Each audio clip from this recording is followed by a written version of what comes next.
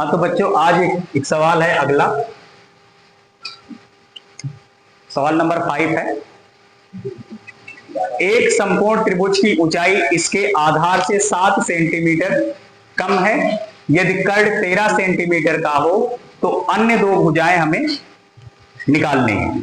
ठीक है, तो हम लोग थोड़ा इसके हिसाब से डायग्राम खींचते हैं।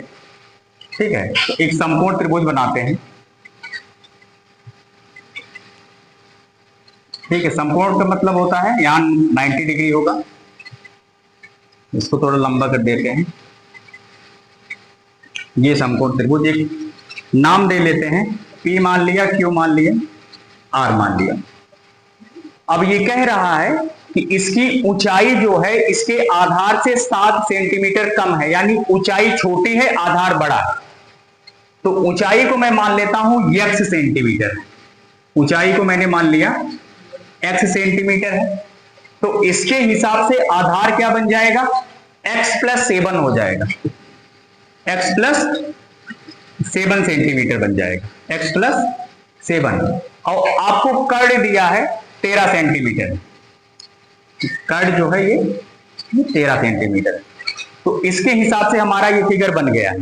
ठीक है, अब क्या निकालना है मुझे, ये साइड पता करनी है, ये पता करना है QR, और मुझे PQ पता करना है ना। तो मुझे निकालनी क्या है, मुझे निकालना है QR पता करना है और मुझे PQ पता करना है। आधार यानी लंब और आधार हमको पता करना है। ठीक है, अब क्या करते हैं, तो थोड़ा सा लिखते हैं बना के सवाल को।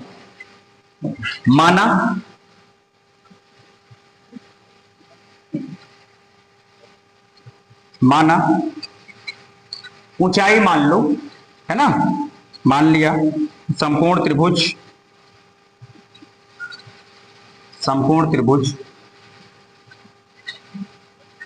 की ऊंचाई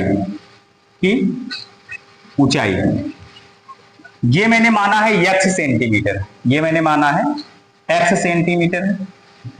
ठीक है, और फिर आधार क्या बन जाएगा, तब समकोण त्रिभुज का आधार बन जाएगा x प्लस 7 सेंटीमीटर हो जाएगा, x प्लस 7 सेंटीमीटर हो जाएगा। अब निकालते हैं हम लोग। ठीक है, अब ये एक समकोण त्रिभुज है, तो पाइथागोरस थ्योरम हम लोग लगा सकते हैं। अब त्रिभुज PQR में किससे, पाइथागोरस प्रमेय से। ठीक है, पाइथागोरस थ्योरम है क्या चीज, ये होता है कर्ण का स्क्वायर बराबर लंब स्क्वायर प्लस आधार स्क्वायर, ये फार्मूला होता है इसका। ठीक है, कर्ण मुझे क्या दिया है, 13 है। ठीक है, 13 का स्क्वायर, लंब क्या है, x है, x का स्क्वायर हो जाएगा। आधार क्या है, x प्लस 7 है, x प्लस 7 का होल स्क्वायर हो जाएगा। इसको थोड़ा सा सॉल्व करते हैं हम लोग, तो 13 का वर्ग क्या बनेगा, 169 हो जाएगा। ये हो जाएगा x स्क्वायर, ये पॉजिटिव, और फिर यहां से a प्लस बी का होल स्क्वायर, तो ये हो जाएगा a square plus B square plus 2ab, यानी 2 इंटू एक्स इंटू 7। ठीक है, तो थोड़ा सा हल करो, इधर हो जाएगा 169 और फिर इधर हो जाएगा एक्स स्क्वायर और प्लस एक्स स्क्वायर, और 7 से बन जा 49 होगा, और यहां से 2 सते 14 हो जाएगा। ठीक है, 14x बन जाएगा। ठीक है, अब क्या करते हैं, एक्स स्क्वायर मेरे पास 2 बार है, ये जोड़ लेते हैं तो हो जाएगा 169 is equal to X square plus X square क्या हो जाएगा 2x स्क्वायर, अब प्लस ये वाला पहले लिख लो 14x और प्लस 49 होगा। इसे मुझे बनाना है द्विघात इक्वेशन, ठीक है। तो हो जाएगा मेरे पास, इसको हम लेके चलते हैं इधर, इधर ये पॉजिटिव है, इधर हो जाएगा निगेटिव, ठीक है। बनाइए दो घात समीकरण इसको, तो क्या हो जाएगा 2x स्क्वायर, मैं घुमा के लिख रहा हूं, ये पहले लिख रहा हूं और ये पीछे कर दूंगा, 2x square plus 14x, positive का 49 यही है, ये जाएगा पॉजिटिव है उधर, निगेटिव हो जाएगा 169 बराबर क्या बचेगा 0। थोड़ा सा और हल करो इसको, तो हो जाएगा 2x स्क्वायर प्लस 14x, देखो ये पॉजिटिव ये निगेटिव, निगेटिव का ज्यादा है तो निगेटिव में बचेगा, निगेटिव का 9 से 9 गया क्या आ जाएगा 0, और फिर 16 से 4 गया क्या आ जाएगा 12, 120 बचेगा माइनस का बराबर 0। अब हमको ये पता है, देख रहे हैं हम कि 2 यहां भी मिल रहा है, 2 यहां भी मिल रहा है, 2 यहां भी मिल रहा है, 2 निकाल लिया जाए कॉमन, निकाल लेते हैं 2 कॉमन,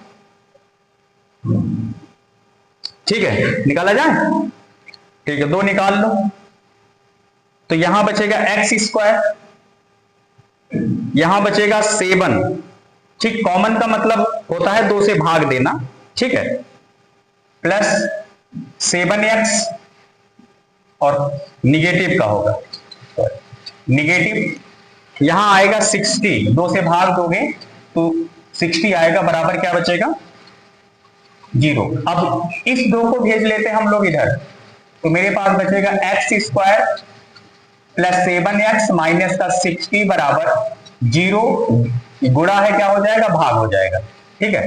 तो एक्स स्क्वायर प्लस का 7x माइनस का 60 बराबर 0, आप 0 में किसी संख्या से भाग दो या ये गुणा मारो, रिजल्ट क्या आएगा 0।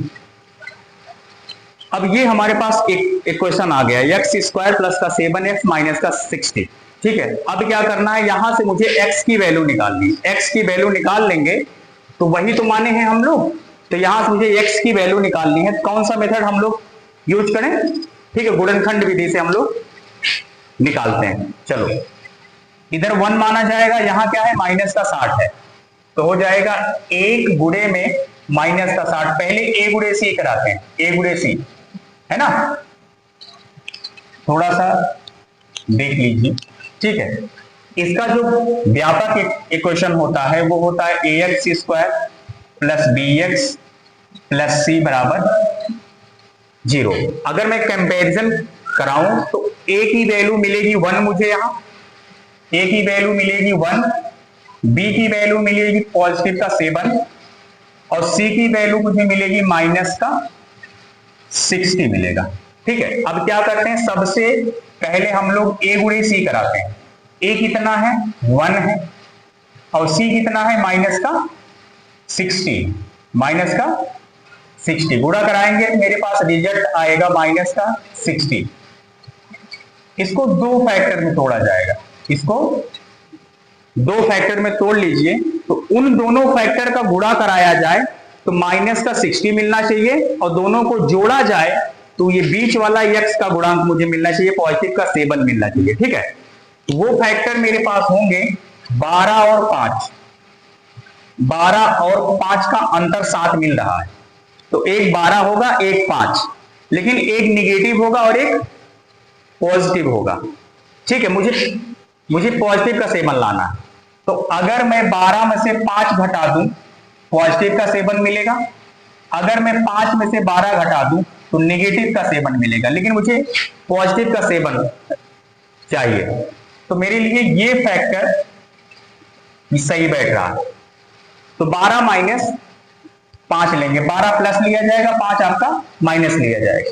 तो अब देखो पहला वाला सेम ऐसे लिखा जाता है, फिर यहां होगा प्लस और फिर इसके स्थान पे वही फैक्टर लिखा जाएगा, तो हो जाएगा 12 माइनस 5 और गुणे में x लगा दिया जाता है और ये पीछे वाली संख्या भी आपकी सेम लिख दी जाती है, बराबर हो जाएगा 0। अब थोड़ा सा हल करो इसको, तो हो जाएगा एक्स स्क्वायर, यहां प्लस यहां प्लस यहां प्लस, तो यहां से गुणा कराओगे, पॉजिटिव का 12 गुणे 12x होगा, और यहां देखो प्लस गुणे माइनस माइनस, 5 गुणे x क्या हो जाएगा, 5x हो जाएगा, तो माइनस का 60 भी पीछे वाला ऐसे ही रहेगा, बराबर हो जाएगा 0। अब दो पेयर यहां से बन रहा है, दो पेयर यहां से बन रहा है, ठीक है, दो पेयर यहां से बन रहा है और दो पेयर इधर से हो रहा है, ठीक है। इधर देखो, इधर देखो, अब यहां से x निकाल लिया जाए बाहर, ठीक है, यहां से x निकाल लेते हैं बाहर, तो यहां क्या बचेगा, x प्लस 12 बचेगा। यहां क्या निकाल लिया जाए, इस कोष्ठक में भी सेम ही रहना चाहिए, माइनस निकालेंगे, माइनस का 5 निकालेंगे, माइनस निकालेंगे तभी ये प्लस बनेगा, ये प्लस बनेगा, तो 5 निकाल लेंगे तभी x बचेगा यहां, तो 5 निकल गया, यहां से पॉजिटिव x बचेगा, ये भी माइनस निकल गया, प्लस बचेगा, 5 से भाग दोगे 12 पंचे 60, 12 बचेगा, बराबर 0। अब क्या करना है, जो दो बार है उसको एक बार लिख लेना है, और जो आपका ये कॉमन है उसको एक ब्रैकेट में कर लीजिए, बराबर 0। अब क्या होगा, अब या तो ये 0 होगा या तो ये 0 होगा, ठीक है, तो दोनों को हम बारी बारी 0 बराबर दिखाते हैं, ठीक है। यदि मैं x प्लस 12 को 0 के बराबर दिखाऊं, x प्लस 12 को 0 के बराबर दिखाऊं, तो then find the value of x। x बराबर क्या होगा, इधर पॉजिटिव है उधर हो जाएगा निगेटिव, x बराबर आएगा माइनस का 12। एक तो ये आया हमारे पास, और यदि मैं x माइनस 5 को 0 के बराबर दिखा दूं, x माइनस 5 बराबर 0, तो x बराबर क्या आएगा, पॉजिटिव का 5 है। अब मेरे पास x के दो वैल्यूज आए हैं, ये क्या करना है, एक मान आया मेरे पास x is equal to minus का 12, एक आया है x is equal to positive का 5।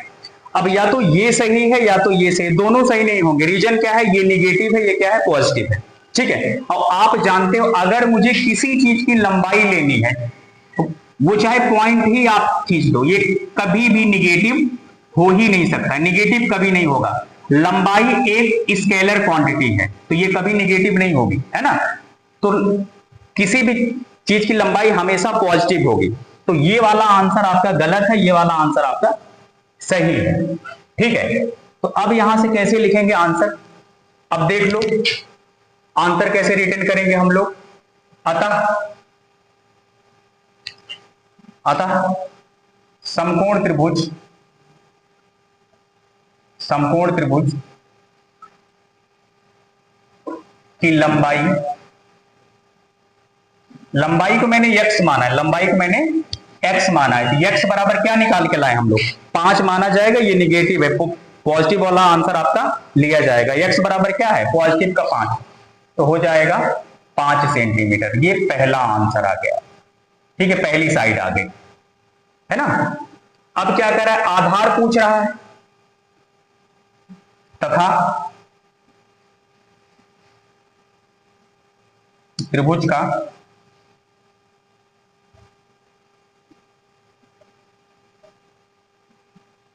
आधार को क्या माने हम लोग, x प्लस 7, x की वैल्यू क्या है, 5 है, और प्लस 7, तो ऐड होगा क्या आ जाएगा, 12 सेंटीमीटर, ठीक है। अगला आंसर आपका ये हो गया, ठीक, थैंक यू।